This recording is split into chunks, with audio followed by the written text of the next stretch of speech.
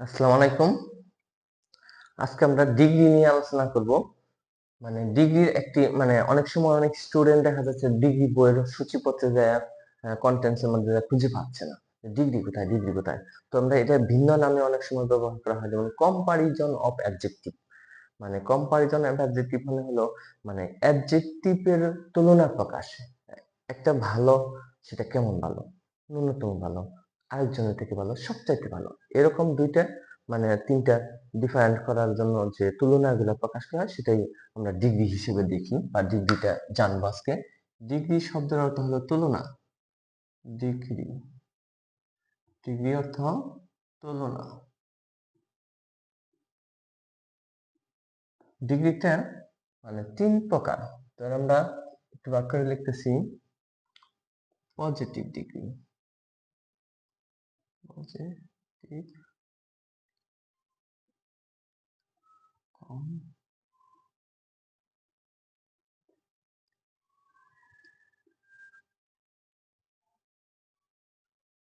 Super.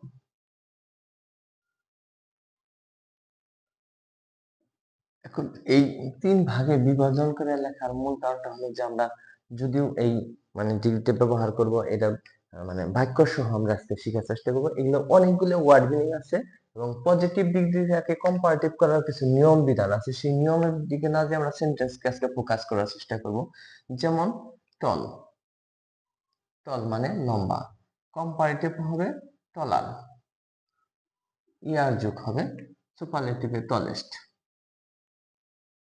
EST, tallest. সুপারলেটিভে tallest ব্যবহার করা হয়। তো এরকম যদি বলি bright, bright, brighter,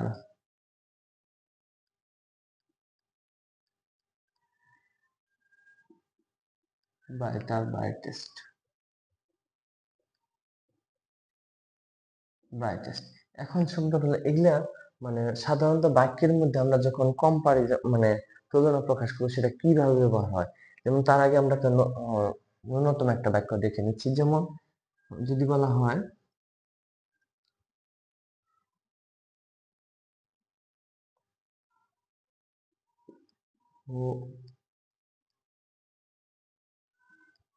Humayun,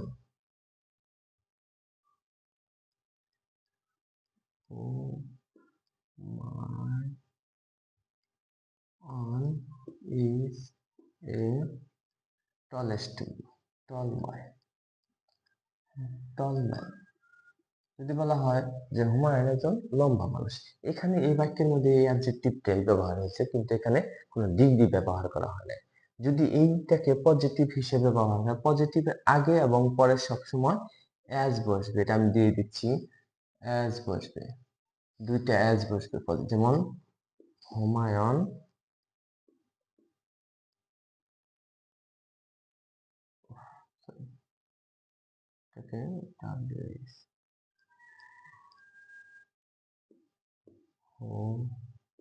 Humayun is as tall as Rafiq. সে হুমায়ুন রফিকের সমান লম্বা। তো এটা যখন যদি বলি যে না, রফিকের সমান লম্বা না, সে রফিকের থেকে একটু লম্বা, তখন আমরা কম্পারেটিভ ফর্ম ব্যবহার করে এটার পরে দেন দেব। কি দেব? দেন। যেমন হুমায়ুন ইজ, তখন সেকেন্ড ফর্ম ব্যবহার করব টলার দেন রফিক। এখন কথাটা হচ্ছে যে এই কম্পারেটিভ ব্যবহার করতে গেলে তারপর অবশ্যই দেন ব্যবহার করতে হবে। আর যদি সুপারলেটিভ ফর্মটা আমরা ব্যবহার করতে চাই, সবটি অর্থ লম্বা, কিন্তু একজনের থেকে কম্পেয়ার করতেছে এই ডিগ্রির বিভিন্ন চিহ্নের কারণে। যেমন যদি বলা হয় হুমায়ুন ইজ, সুপারলেটিভের আগে সবসময় কি ব্যবহার করতে হবে? আমাদের দা ব্যবহার করতে হবে। এটা মাথায় রাখতে হবে, সুপারলেটিভের আগে দা ব্যবহার করতে হয়। দা টলেস্ট,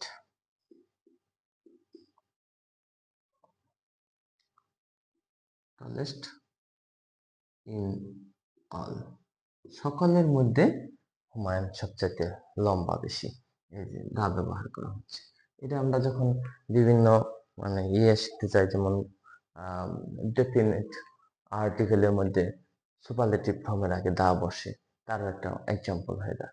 তো এখন আমরা কথাটা হলো এই ডিগ্রি জাস্ট আমরা বাক্যগুলো চিনলাম, কিন্তু এই ডিগ্রিগুলোকে আমরা যদি মানে ট্রান্সফরমেশন শিখতে চাই, তখন একটু ভিন্ন আঙ্গিকে একটু বিশদ আলোচনা দরকার।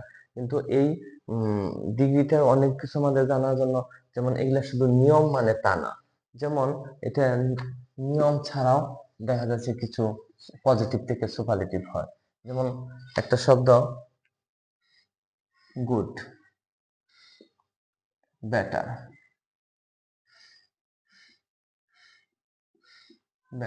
বেস্ট,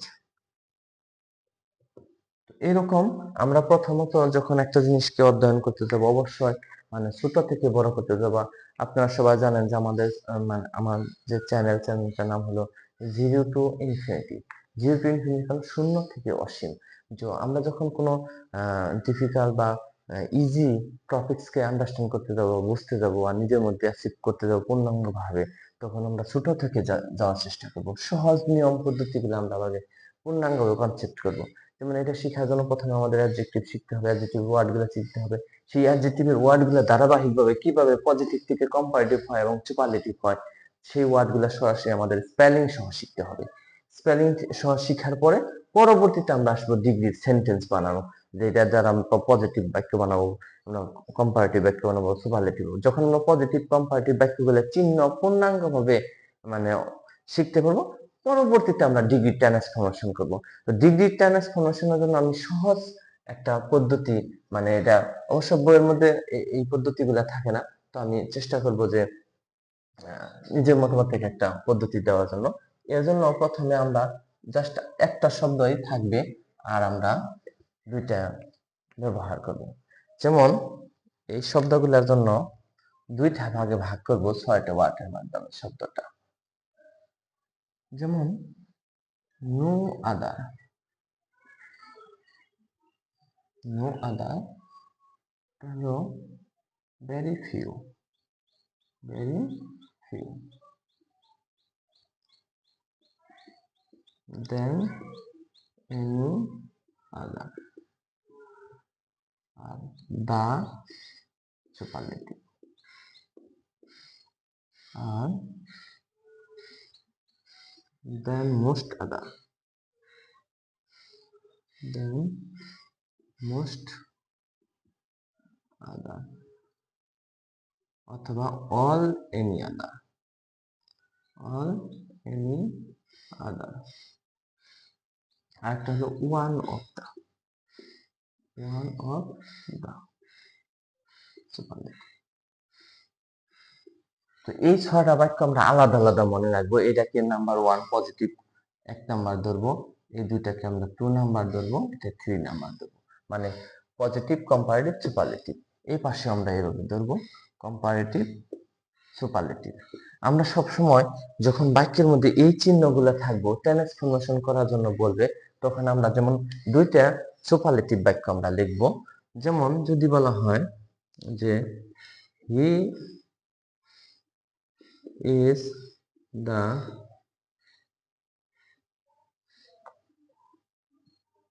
best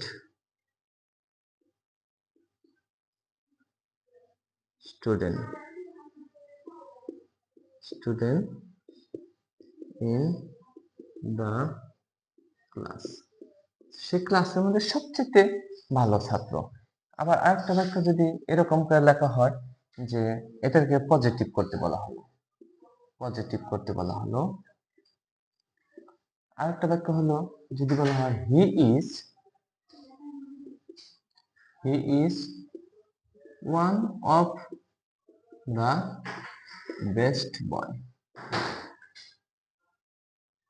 বেস্ট স্টুডেন্ট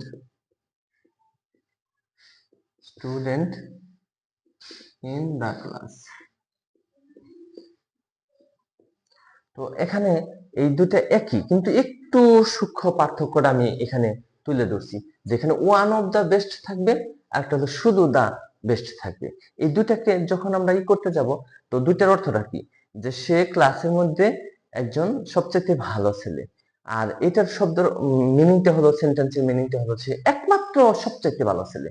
মানে এখানে অনেক বেস্ট ভালো ভালো স্টুডেন্ট আছে, সবচেয়ে ভালো, ঠিক আছে, কিন্তু মানে এরকম আরো ভালো একজন সর্বোচ্চ ভালো থাকতে পারে, কিন্তু এখানে যে কথাটা মিনিংটা আসতেছে যে সে একমাত্র ভালো, এইরকম একমাত্র ভালো আর দ্বিতীয় জন নাই।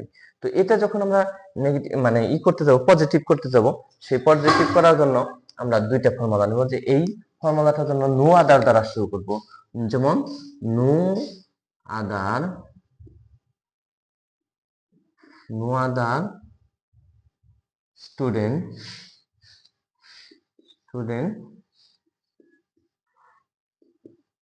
in the class is as good as he, মানে তার মতো আর কোনো ভালো ছাত্র নেই ক্লাসের মধ্যে। আর এটা যদি করতে চাই, এটা শুরুটা আমরা এভাবে করব, যে very few students